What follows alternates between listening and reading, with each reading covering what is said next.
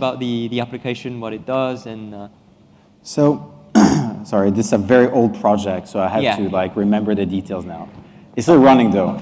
I think, you know, the goal was to try and figure out if we could predict how many people were on board each train so that we can actually know if they're full or not. The idea being, well, you know, if you want to go home on one of the Paris region train, then, you know, we can tell you which one to take if you want to be seated. So the interesting thing there was that instead of just looking at historical averages, we started looking at the context around each of the stations and whether we could actually learn the amount of people in the trains based on that. So we look at things like, you know, the demographic and economic activity around a particular station, how many other, you know, subways were going through, how many trains were actually there per hour, was it raining outside, was there a concert nearby? And when you put all of that together, essentially what you have is the context of the railway network. And this is actually very effective for making a prediction because it can keep making predictions even if you add new stations because you still have the context around that new station, but you don't have data about it yet. Right. And so it generalizes from the context information. Exactly. We're trying to basically use, so the features of the model are contextual features rather than, you know, n-1 sort of like time series features. So it's not, so what's interesting is that, you know, some people are familiar with time series prediction, but it's not taking into account the evolution through time. What you're looking at is sort of finding a mapping between a context and you know, the sort of how do we describe this particular instant and this precise location so that we map that to the number of persons that come. And actually, you know, it's a reasonable assumption. Like it doesn't depend that much on you know, how many people are going to be at the station tonight. You know, it's probably more dependent on the location, the weather, that sort of stuff, rather than, you know, how many people were at the station yesterday. Exactly. And it's a fair assumption when you think about it. When you talk to someone who's been running trains for years and you ask them the question, what do you think makes trains more or less full? They all have their intuitions on, oh, I think, you know, when there is a concert of Lady Gaga, the train is full. Or maybe they think, well, you know, if it was raining an hour before, then there is more people now because, you know, people just didn't go out in the street back then. And what we're trying to do really is just model those intuitions that people have when they're experts in that field. Once you have these predictions, how do you use them in the interface? How do you provide something that's useful to, you know, everyday people? So that's the big tricky question. So as it turns out, for our team at least, it was a lot easier for us to build models and tech than to figure out how to integrate that in a product that people would really use all the time.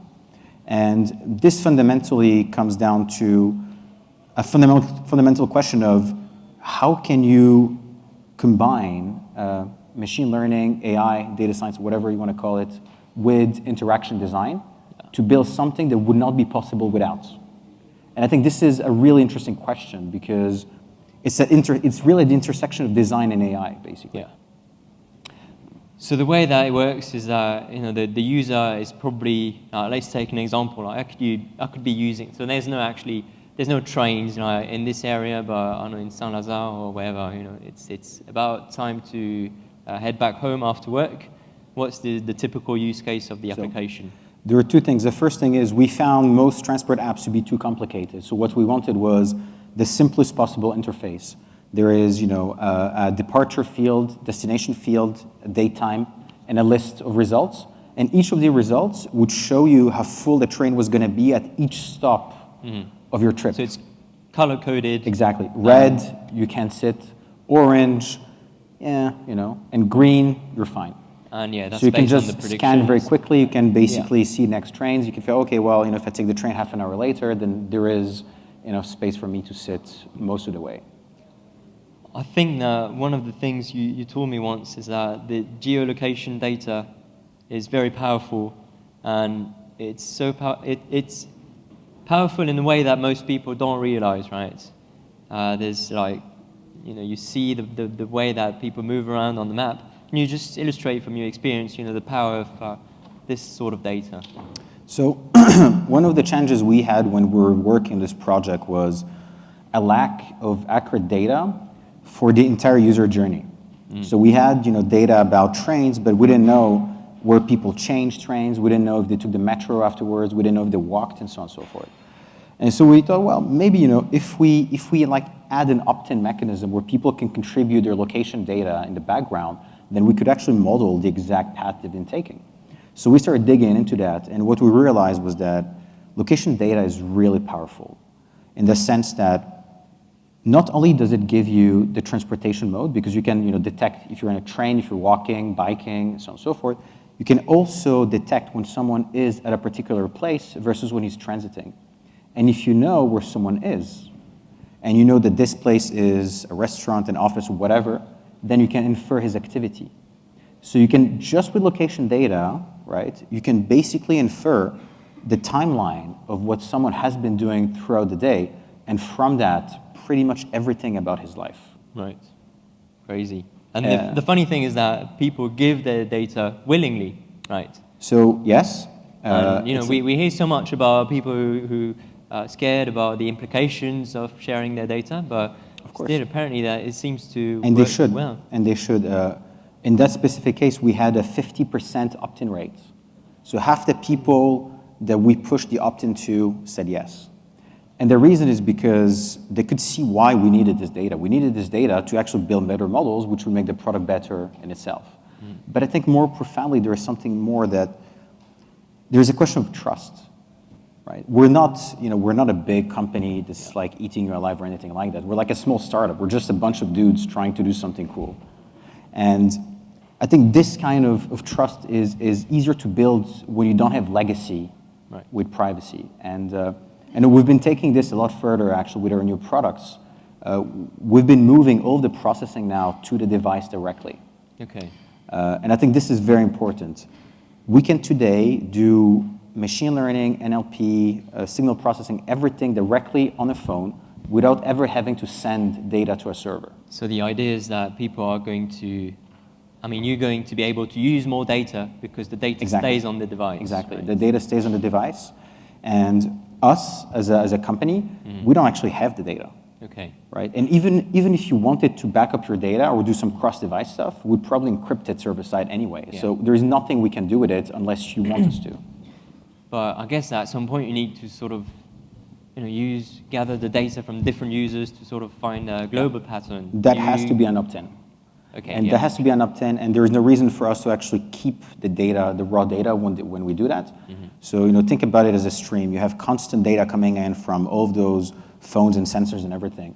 And if you need to aggregate them to build a cross-user model somehow, then you can do that as you receive the data and just discard the raw data immediately.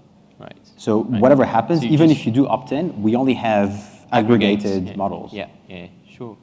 So you mentioned your new product, but before we talk about that, I just wanted to go back to some older stuff that you did again. Sorry, which was the project with La Poste. Right? Yes.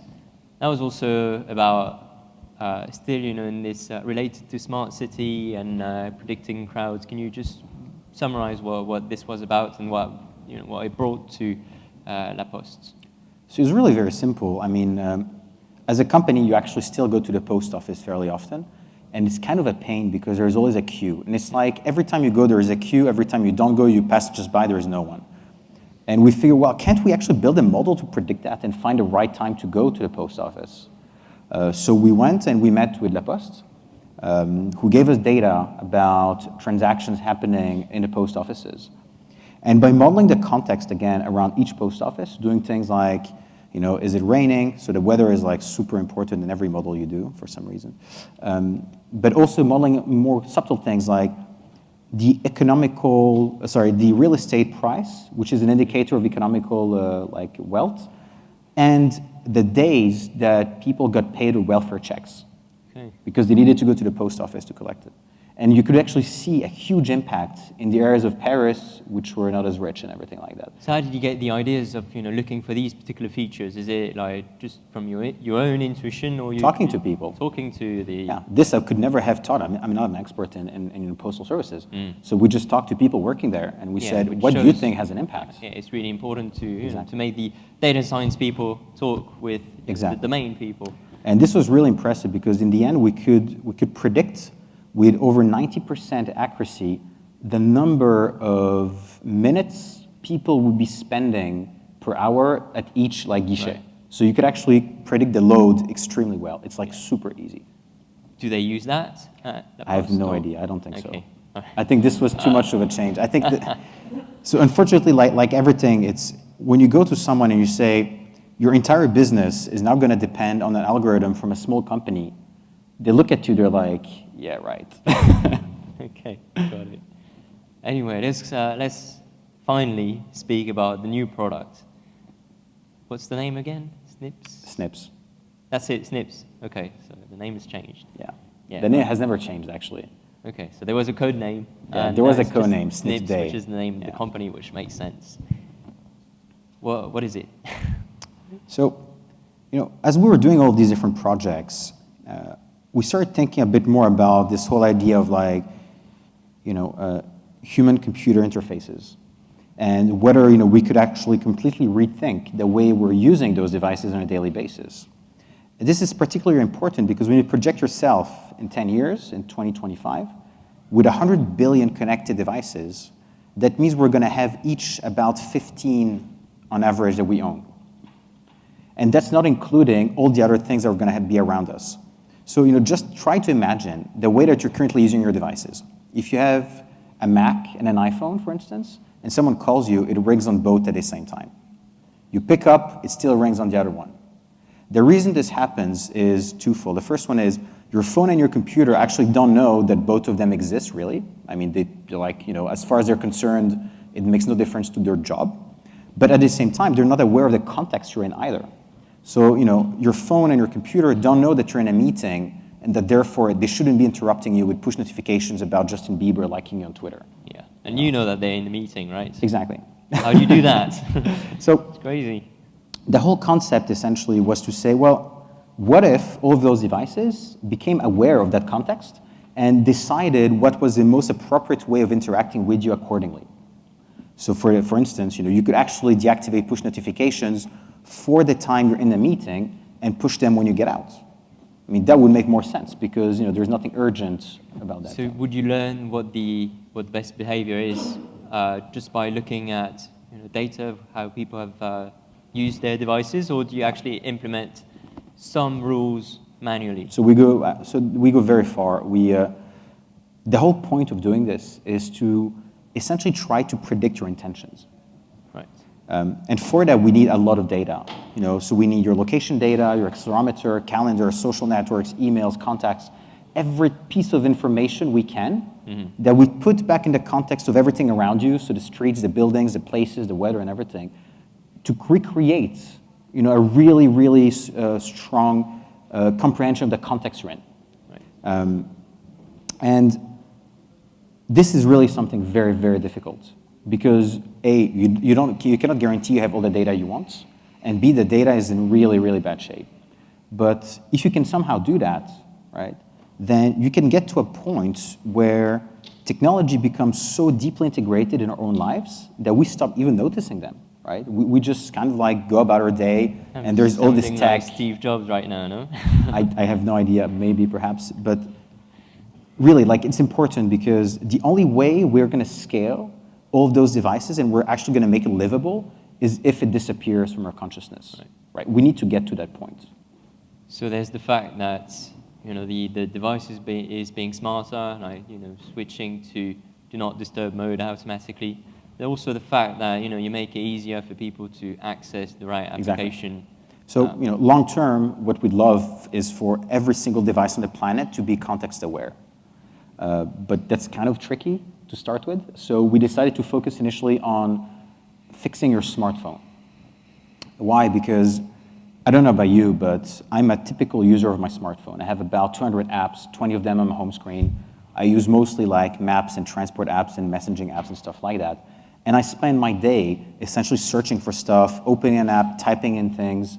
Then, it doesn't work. Oh, there is no taxi. Then I need to open another app, figure out where it is. I mean, it's just a pain, essentially. And the reason this is a pain is because the interface in itself is static. It's the same regardless of what you're trying to do with your phone and regardless of the context you're in. It makes no sense. It makes no sense because if I have to go somewhere, my transport apps are much more important right now and much more likely as something I want to be doing with my phone than, a game. Right. And given that you can actually predict where the person wants to go, why not actually offer him a shortcut to his different transport apps with the address pre-filled so that he doesn't actually have to look for anything or even type in anything? So like the typical use case is like you wake up in the morning, pick up your phone, and then what's it going to show? Probably going to tell you how you should dress. Cool, right. Yeah, so you could actually train it. You could do some interesting stuff. Like, you could basically tell your phone how you're dressed and tell it whether or not you feel comfortable, cold, hot, or whatever. And it can learn eventually how you react, for example, to the weather. Right. And it can tell you, hey, you're going to be cold today. You might as well put your leather jacket. Okay. Right. And then you're going to go. Which I did. Then you'll have to go to work. Exactly. And then your phone is going to figure out that you're approaching the usual time you go to work. And therefore will tell you, hey, here are the different transport options you have for today. Perhaps there is no Uber, so we're going to offer you an alternative. Or perhaps there's a lot of traffic, so you might as well take the metro. Or perhaps the metro is not working either, and everything is like down, and there's a huge strike, so you might as well just stay home. And once you're actually in the taxi, then we can figure out you're on your way to the office, and we can pull out the information that you need to know about your next meeting. Right. We can, maybe if you don't have a meeting, just very simply offer you to read one of those pocket articles that you've been just stashing aside for like a month. Yeah. Maybe we can just offer you to play a new level of your favorite game. How does it work on iOS? Because there's a lot of limitations compared to Android, and you can't do like whatever you like. Do people have to launch the app, or does it send you notifications? Or so, the reason why we stopped using the code name for the product is because it's not an app. Right? We see it as a layer on top of your operating system. And this layer is platform specific. So on iOS, there is an app indeed, but the app is very simple. The app only has one purpose, is offer a contextually filtered search bar that returns deep links into your apps. Okay. This is a fallback in case we couldn't predict what you wanted to do. We still want to give you a very easy way to search for stuff in your phone. But there is also a keyboard extension, so that if you actually do open an app manually, we can still inject context at that point by telling you, hey, here's something you can pre-fill in your app so that you don't have to type it in. So open Google Maps, boom, we're going to suggest the address of the place you wanted to type in. But there is also push notification, there is notification center widget, there is an Apple Watch companion app. And this is really how you have to think about this, right? It's no longer a case of building an app. It's now a case of building a better interface. And that interface includes every single touch point you might have with your devices. Do you have competitors in that space? Yes. What they do? What are the names? What's the difference with Snips? So, pretty much every big tech company is trying to get in that space. Google is doing Google Now, and it's yeah, they're doing a zillion things. Google is a big one, of course. Yahoo is pretty active in that space with Aviate and lots of other stuff they're doing. Interesting research stuff as well. Microsoft, of course. But I think, if anything, this is just proving that it is a major problem to solve. And the nice thing about it is it's not just a question of how much money you can spend on it. Because this is, we're talking about science. And however much funding you give someone, you're not going to guarantee they're going to solve the problem if the problem is unsolved by anyone yet. And so I think, we're definitely the only team in the world that does all of that on the device, which I think is a very, very, very important point for a product like that. And we're definitely the only one that have gotten, so deep in the thinking around this cross-device layer of intelligence, right? What's the biggest challenge of all? Is it to make it work on the device? Is it to get the interface right? Is it? I think it's all of that, and I think the biggest challenge is definitely not technology for us, because that's what we've been doing for years. Even though the tech is super hard in itself, for us it's actually fairly okay. The hard part is is making people understand that, we have a long-term vision, and we're trying out products in the short term to get there. And whatever form that product will take is something that we cannot know because there is no benchmark. Nobody cracked it, right? We just need to try and see what happens. And so this is what we've been doing for the past few months. We've been basically iterating over and over and over again. I think we've built like 4 different versions of the product. And we're finally getting somewhere that we feel comfortable distributing to beta testers. So, for the first time, we actually opened up a beta program. We have about 2,000 places in it. Okay. And I think, understanding that our first users are going to be the ones telling us whether or not this works for them is very important. We don't assume we know the answers yet. We just have tech, and we have pretty good ideas about, how to turn that into an interesting product. But fundamentally, the real challenge is getting feedback that helps us move forward. Is it a private beta or public? Private. Private, okay. Yeah. There's no such thing as a public beta on iOS. If these guys sign up, are Yes. they going to be able to try the product? I guess if you live in Paris, London, San Francisco, or New York, you should be fine. Okay. Yeah. Cool. You can just go on the homepage. There's like a sign-up link. Snips.net. Yeah, and we're asking for your city because we want to prioritize people in cities that we can launch in. I have a couple of last questions. One of which is about the relatively new smart watches, smart wristbands that arguably creates data that we didn't have before. Is that something that is going to be useful for Snips? How do you use that? What are the new data sources that you think are interesting, and why are they that interesting? Yes, I think it's extremely interesting. So, for example, the heartbeat sensor. The heartbeat. Yes, okay. on the Apple Watch. I'm just going to give you a small anecdote. I was on holiday with my girlfriend a couple of months ago, and we were actually in the jungle in Costa Rica, Okay. which was awesome because during the day there was no connection. So we're basically unplugged most of the day. But as soon as we got to the hotel, we started getting bombarded by pushes and everything because we had Wi-Fi. And what this made me realize was that, when I'm on holiday with my girlfriend, we're having a dinner date together. Why is my phone interrupting me? Like, why can't it figure out, my heart is maybe beating faster, and I'm in a hotel, and there is only my girlfriend nearby. This is the kind of stuff we should be able to do, right? Yeah.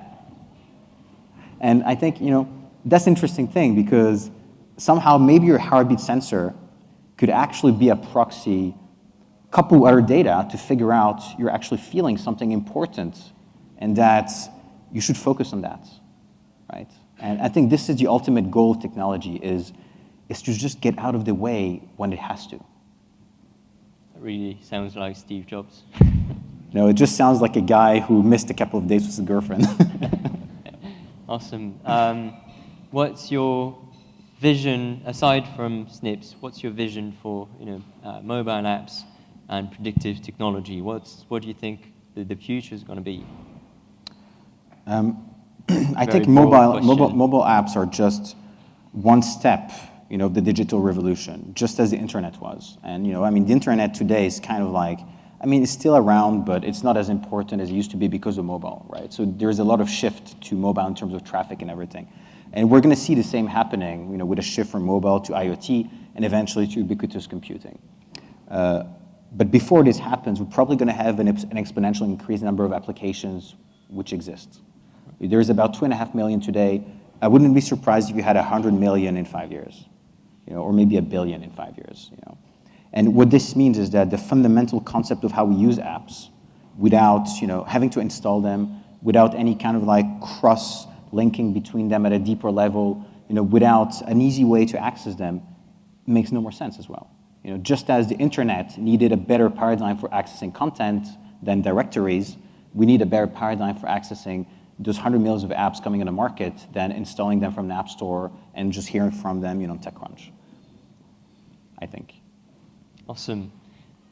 I think so first of all, thanks a lot, Ran, for chatting, and great to have you here.